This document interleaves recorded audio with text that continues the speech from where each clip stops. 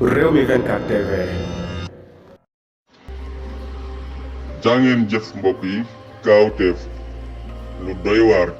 ci kii di activiste bi nekk fële ca bitim réew ñu gën koo xam ci maty 3 pommes ay audio nag moom moo fuité ci kii nga xam ne frère la ci Adji Sarr kii di maty 3 pommes daal ma ngi koy wax ay kàddu yu ñaaw yoo xam ne mënoo su ko teg nopp di ko dégg ay wax yu ñaaw daal di ko jëmale ci frère Adji Sarr boobu di ko xamal ne ko yow daal ñaata at maa ngi défendre ki nga xam ne Adji Sarr xaw ma la woon de ko ca tegal wax yoo xam ne daal li ma leen wax rek mooy mënoo su kenn mënoo si koo dégg lii lañu naan dëgg mooy dëgg la ca ginnaaw dëgg lépp ay caaxaan la tey jii ñi nga xam ne ñoom ñoo tëggoona boobu complot ñëw di défendre ki nga xam ne moom mooy Adji Sarr kii di maître El Hadji Diouf gis nañu problème yi mu am ba mu nekkatul avocat kii di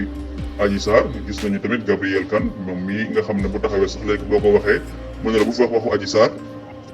tey maty 3 pommes moom moo ñëwee noonu gis nañu kële di Françoise Hélène Gaye kon daal lii war na yee bépp doomu aadama ci di la xamal ne dëgg rek mooy dëgg la ca ginnaaw dëgg yëpp ay jaaxaan la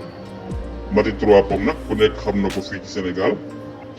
fii la jógee dem ca bitim réew waaye ba mu demee ca bitim réew nag dafa changé complètement di def ay live daan place ki nga xam ne mooy Macky Sall dem ba mujj yàgg mu daal di cay génn ba set wicc daal di jëmale looloo ci ki nga xam ne Ousmane Sonko lu waral doogay coppeeku ci maty 3 pommes nag moom moo jaaxal Sénégal yëpp coppeeku boo xam ne daal pour ñu nga xamoon démb xam ko tey maty jaaxal na leen lool waaye nag mi ngi nii tey dossier Adji Sarr ba daal amatul dara loo xam ne ñoom mën nañ koo génne ci preuve ñoom ñoo doon ànd ñëpp tey ci tas nañ lii nañ naan lu dëgg tas kon complot ba tas na waaye tamit ña nga xam ne ñoom ñoo ko fondé woon téye ko daal di ko dooleel tey ji tas nañ ba ñoom ñëpp ñi ngi mel ne xaj ak mos kenn mënut a jee xoolate ak sa morom yaa ngi jëf mbokk yi.